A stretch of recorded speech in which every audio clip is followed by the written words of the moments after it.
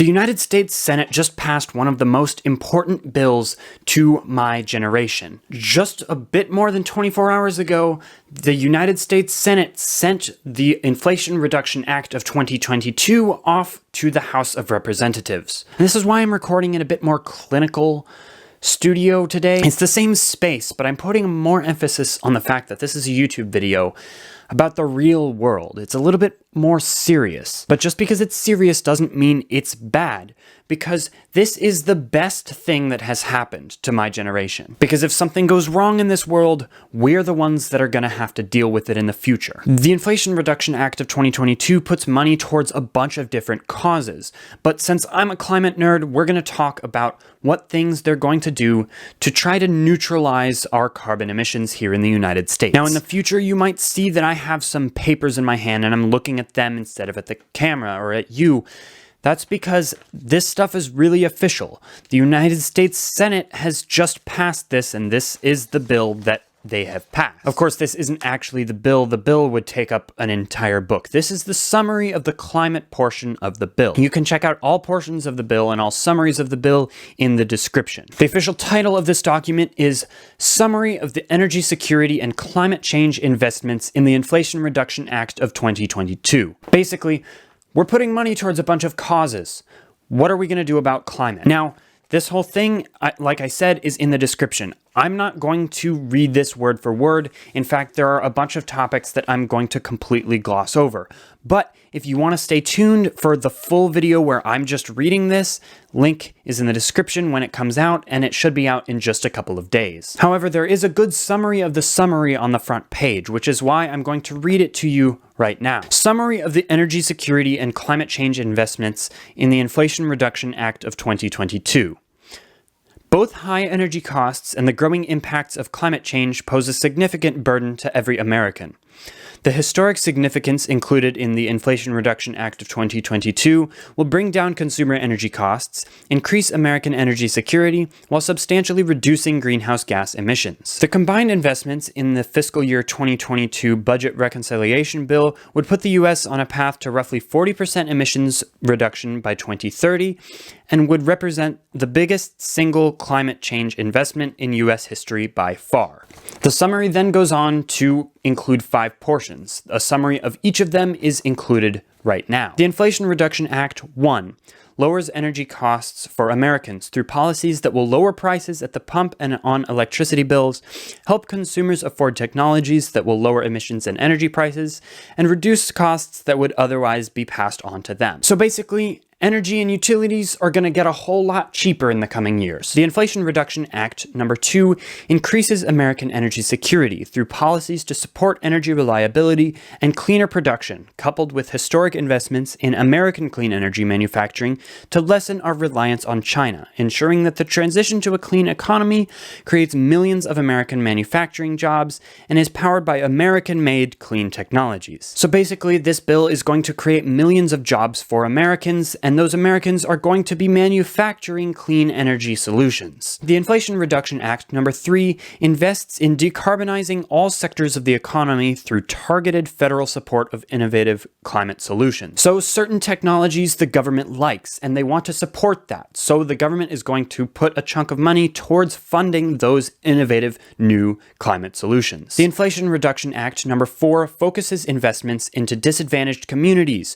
to ensure that the communities that are too often left behind will share in the benefits of the transition to a clean economy. So instead of focusing on making energy for the advantaged communities cleaner and more efficient and cheaper, they're going to put that towards more disadvantaged communities to basically level the playing field. And the Inflation Reduction Act number 5 supports resilient rural communities by investing in farmers and forest land owners to be a part of growing climate solutions, and by ensuring rural communities are able to better adapt to a rapidly changing climate. So instead of focusing solely on cities about climate change and energy consumption reduction and pollution reduction, they're going to focus on rural communities as well. So if you wanted to know what this bill was about, that's all you need to know about the climate portion.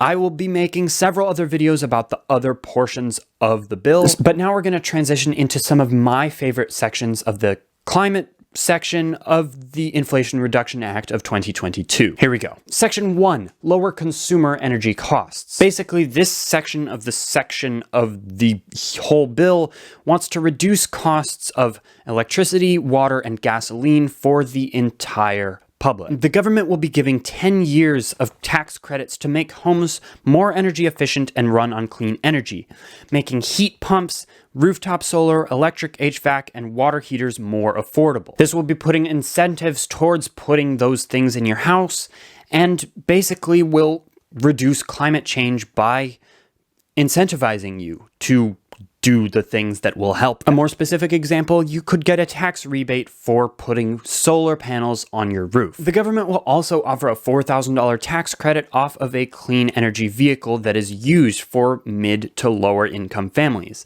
They will also offer a $7,500 credit off of a new electric vehicle. Number 2, American energy security and domestic manufacturing. The government is putting a significant chunk of money towards places that will manufacture clean energy solutions, but they're also putting a bunch of money towards manufacturing the manufacturing plants. They're also going to put about $2 billion into turning existing auto manufacturing plants and turning them into EV plants. This will ensure that all of the jobs that are in communities will stay there. And it will also mean cleaner energy in the long run, especially from the transportation sector. This is my favorite part.